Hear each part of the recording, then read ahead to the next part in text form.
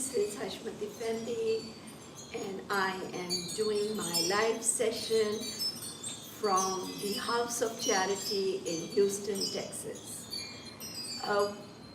I hope you all remember this, that 2 weeks ago we started a live session of the impact of 1997 in my life. So we talked about how 1997 has changed my life, because how my mom, my mother, my love, my backbone, the strength I have to do everything in life, how she was sick, and what happened during the journey of her sickness, and how she was on life support for about 9 months, and how the miracle happened and she revived from the life support and started breathing exactly the moment when doctors, her medical team decided to shut her respirator, her life support. And they informed us a day before that you should arrange for the funeral. And that night was very tough on us, including me, my father, my family, my brother, my only sister, how we were all so impacted. And then when it was time to shut the ventilator off, miraculously, she started breathing, and the doctor's team put her on oxygen and on the trach, and how she recovered. So we talked about the prayers, the faith, and don't give up when you are going through any tough time. Have faith, pray with the faith. So this is what we talked about last week. So this week, I will continue from there.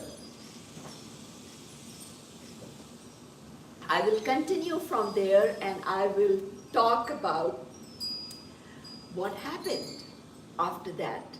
I mean, we all thought that, oh, now she's breathing, so she's fine. But she was not fine, because she stayed for 9 months on one bed, on the ventilator, so all her muscles were weak. She was 220 pounds, but when she came home, she was 89 pounds. She lost that much weight. She looked old, though she was only 60 years old, but she looked really old.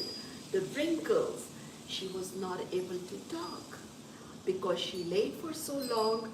Her muscles were so weak, she was not even able to sit. So, gradually, the rehab started. So the team of the doctors decided that they will move her into a rehab facility until she is able to live a normal life. But I took a stand and I said, we are 5 siblings.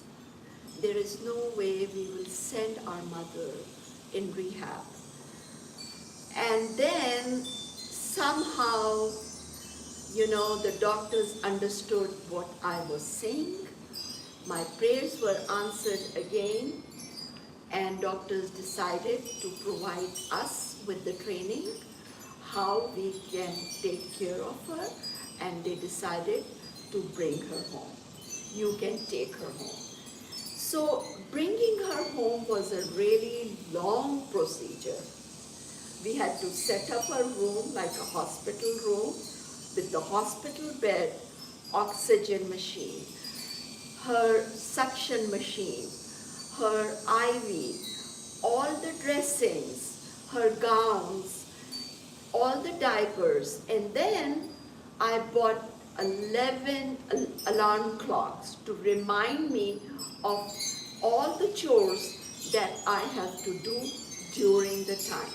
Like, for example, give her medicine, change her diaper, do the suction, teach her how to sit, teach my mom to how to suck from the straw, time for her to change her clothes, time to socialize, time to put her on a wheelchair and take her into the living room. So these were all the chores, all the things that I had to do during the daytime.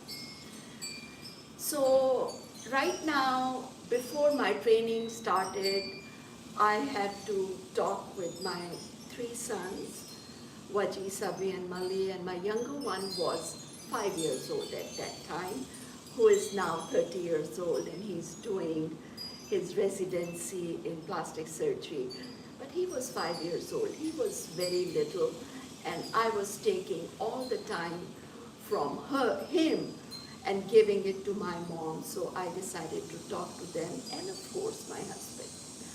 My husband fulfilled his promise because my mother really loved him, and he fulfilled this promise that were never made, that I will take care of you. And he really took care of my mom, really took care. So we converted my younger son's room into a little hospital room, and then I went through the extensive training by the nurses how to lift her up. Bend my knees, not my back, so I don't hurt my back. So after the training, she came home. I still remember the day when my mom came home. She came home in an ambulance on the stretcher because she was not able to sit. We were very happy. We were celebrating. Everybody was there to welcome her. But my mom was very confused. She was very, very confused that what happened to her, why she is not walking, why she is on the wheelchair, because the time, 9 months that she was on ventilator, she doesn't remember it. She remembers little bit, but she doesn't remember it was 9 months. She looked at her hands and she looked at me, but she was not able to talk because of the trach. So they taught me how to take the trach out, put the knob on it, and then she was talking. And she was talking in a very frail voice. She said, "What happened to my hand? Why do I look so old?" And then I realized, oh my goodness, my mom did not see herself in the mirror for all this time because she was laying on the bed. So we brought her in, we settled her down, and then I discussed this with my children, and we never thought the impact she will have if she will see herself in the mirror. So what we did, that night, we painted all the mirrors black. So from her room towards the living room, there were 2 mirrors and that were hanging on the wall, so we took it off, we put the painting there. The bathroom mirror, we painted it black, so my mom cannot see herself in the mirror, and she will be used to of her new appearance gradually. So we painted that. Next few weeks were very tough because we were all adjusting. We never realized the voice, the sound that my mom will be making without the trach all tightened up or covered. She was not able to make any sound, so we bought a bell so she can do the bell. But first few weeks the days and the nights were very tough. The kids were not able to sleep because of the sound of the oxygen machine, the sound of when I was suctioning her. I have apologized with my children. I have told them that, you did so much for your grandma and you sacrificed so much. You adjusted with her with the new surrounding and the new environment. You will be blessed. And I apologized with them. I used to apologize a lot. Some people think I shouldn't have apologized, but I wanted to tell my children and teach my children that every act of kindness is appreciated. It's not going unnoticed. Kindness and charity begins from home. And this is what exactly my children were doing. Everything was started from home by taking care of their grandmother. So I was telling them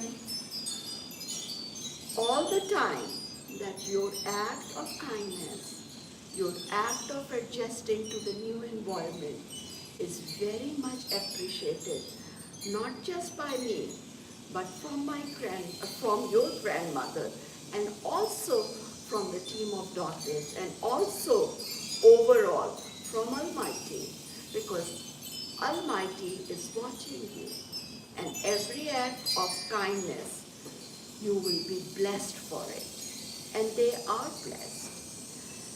So few days were very, very difficult. I taught her with the training of the nurses how to sit. First she was sitting, I used to tie a sheet. She was sitting like that. I used to massage her feet because her feet were straight like this. So gradually her feet became still on the ground. Gradually we taught her how to wear socks. The most difficult thing was to teach her how to suck from the straw. Because of the trek, it was difficult.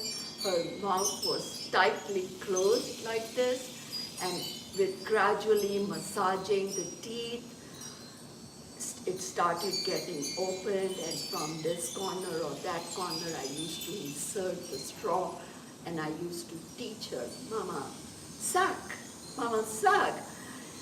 My mom's spirit was very happy. She was a happy person to begin with. She used to laugh a lot. I learned this from my mother, that even you are in a difficult stage, even you are going through a tough time, just smile, just laugh, just take it with the stride. You have to go through this. No matter what, this is the time you need to go through the difficult time, through this learning process. So you need to take it with positivity. So my mom took everything with positivity. And then she gradually started wearing clothes. Her favorite place was Target. So I remember me and my younger son Mali, we took her to Target on a wheelchair with her oxygen cylinder. These are all memories that I have. And I was going through this, you can call it not love, you can call it a mission. It was my dedication. It was my love. It was my strength. And I was just one thing was on my mind, and that was somehow my mother gets better. Somehow my mom can start living like a normal person. Excuse me. So with that in mind, every day I used to wake up with this challenge. I need to take care of my mom. Now today is another new day, and I need to teach my mom to sit without the support. I need to make sure my mom stands on the walker without any support for 5 minutes. It started with 1 minute, 2 minutes, 3 minutes, 5 minutes. And then gradually my mom started walking with the walker. So it was a new challenge, new mission every day, and with those 11 alarm clocks beeping, it really helped. By the way, let me tell you, alarm clocks, 11 alarm clocks really help. Those days you didn't have your cell phone that you can put alarms on it. So I bought 11 alarm clocks, and I put a small note on every alarm clock that when this alarm clock beeps, what I have to do. When this alarm clock beeps, what I have to do. It was nice. It was nice. It was a constant reminder, hey, I missed this. It was fun. My mom's recovery was really fun, and my mom's recovery taught me so much. My mom's recovery taught me that she is my mother, but the time came when I was her mother. The way my mom raised me with love, affection, care, and now it was my time to give back to her. In fact, affection, love, and care, kindness. I don't think I gave her kindness, love, and affection to that extent, but I tried to give her motherly love, motherly strength, motherly care, smile, and kindness. And this journey of my mother recovering taught me all this. Believe me, love, care, kindness, dedication, and your commitment can change everything in this world. If you have these 5 gestures in you, qualities in you, you can conquer the world. You can. But when I say conquer the world, I don't mean conquer the world. I mean spreading love. I mean people will remember you because of these 5 things. So try and start your life by spreading love, by spreading kindness, by spreading smile, and do all these 3 things with dedication and commitment. What I mean by dedication, think everyone is your family. Yeah, they're born in different homes, but they're your family. Think that. And commitment means like, oh, I will do this next day. No, you need to do it every day. And by the way, if you do one thing every day for 21 days, it will become your habit. So make this your habit.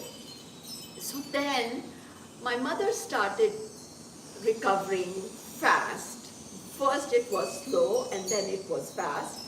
And it was going really well, and I used to take her for her appointments in the ambulance. But doctor told me that though your mother is recovering, but her heart is dying.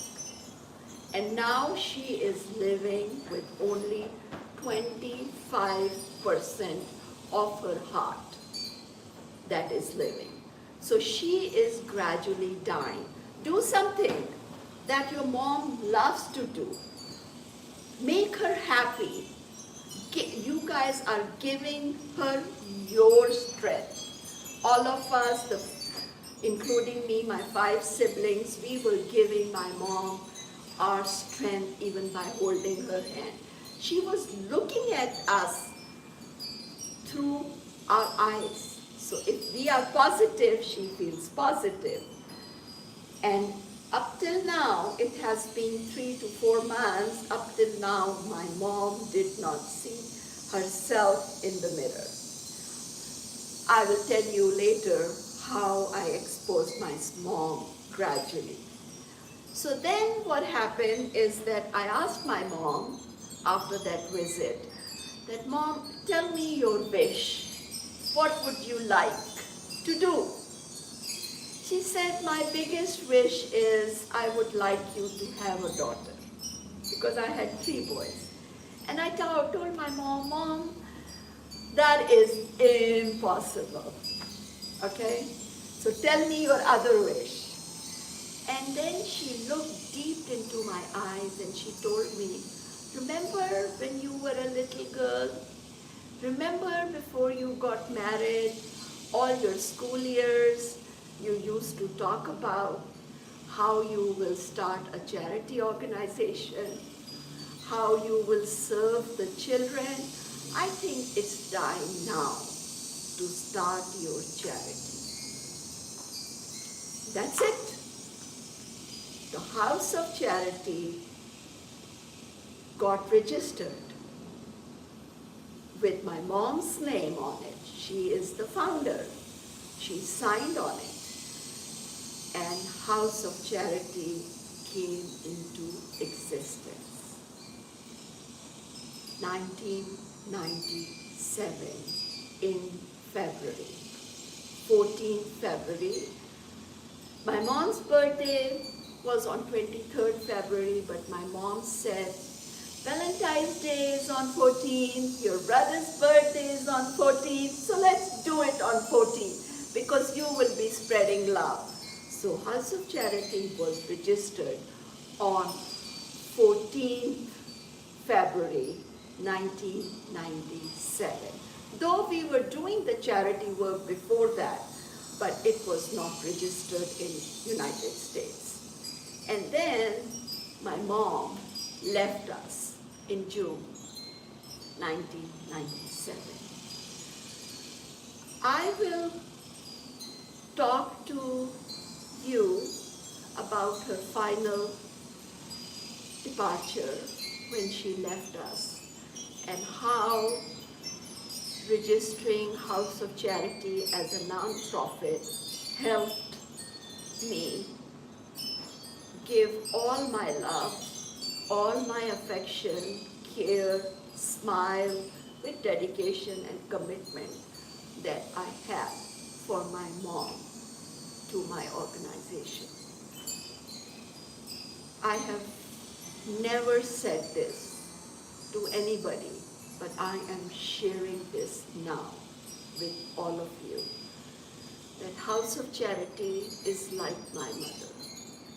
Every child, every project that we do through House of Charity, every smile that we spread through House of Charity